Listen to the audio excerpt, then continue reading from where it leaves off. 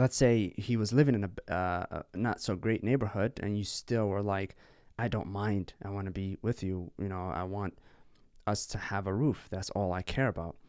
And then the next day or after the marriage, you wake up and you smell the coffee and you say, hey, I really want a different, I really want a home. I really want us to buy a house, right?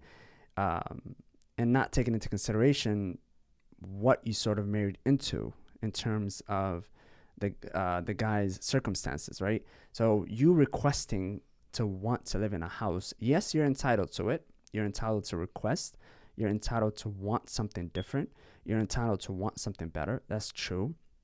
But I think coming from a perspective of you knowing this individual's capabilities, and you knowing this individual's circumstances, and to request such a lifestyle change, I think is makes it difficult, makes the marriage difficult, because there's certain expectations that I think if he were to present to you and say, hey, this is my circumstances, accept me for this situation at this time, then I think it's only right that you try to be patient with him and try to support him in what he's doing, right?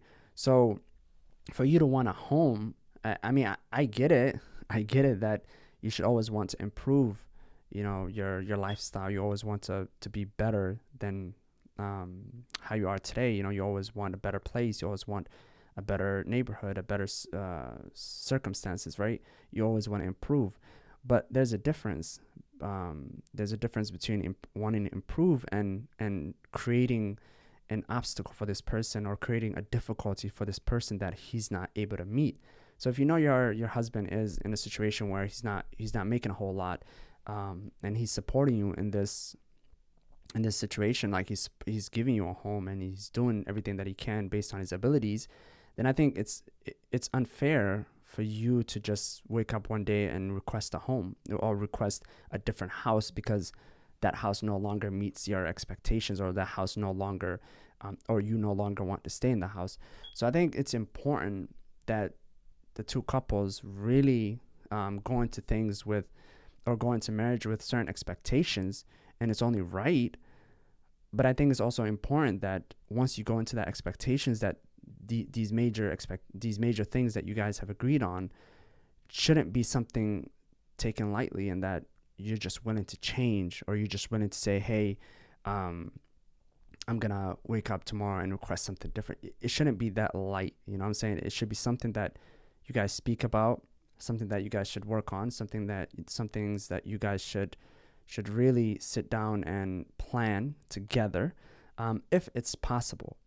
And I see a lot of divorces and a lot of marriages end up in like a difficult situation due to these requests by people, and due to these changes that people often get.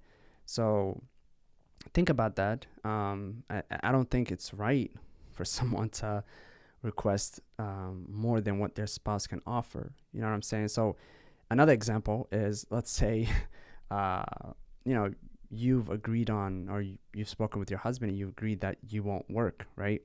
And he was understanding of that, and he said, okay, I don't want my wife to work. And you said, hey, I don't want to work, and I'm happy with playing that role of not working and being, taking care of my household. And the next, let's say within the marriage, you say, hey, I don't think I can stay home, I want to work, right? So this is a major change to what you guys have agreed on going into it. So there's certain expectations that you guys agree on, and then later on you decide to say, I want something different. I think this should be discussed. I think at the end of the day, things like this does, break a marriage, does lead to divorce, because one person, came into it with one mindset, and another person came into it with another mindset, and they disagree now all of a sudden, right? So you guys should really talk about that, and really sit down and see how either maybe you can work a little bit, and he continues to do his work, or what you guys deem appropriate, given the situation at hand. And I don't think it should be like, oh, I want to work, and if you don't let me work, I'm gonna leave, and I want to leave. Like it should never be like that. And I feel like that's what we see today, is that a lot of people have this rude awakening. They have this like epiphany or like this realization, and they're like, oh my goodness, why am I home? I should be working, making my money, you know, not realizing what they've agreed with, you know, not realizing what they've signed up for.